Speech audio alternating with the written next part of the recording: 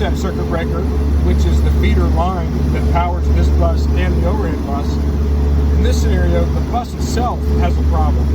So the power breaker for that bus is tripped, meaning that the problem is on the bus.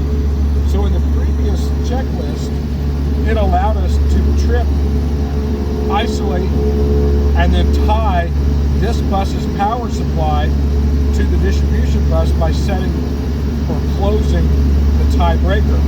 But in this scenario, because the problem is on the bus tripped its own breaker, meaning that the problem is here, and if we tie that power from this bus to this bus, using the bus tie, if we were to tie that, we would be tying good power to a bad bus.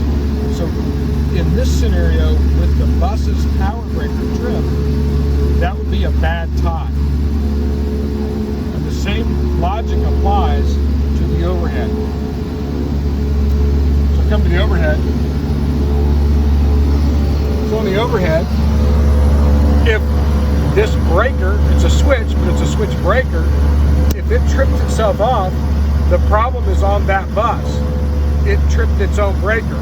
So if I were to try to tie that to the distribution, I would be tying good power to bad.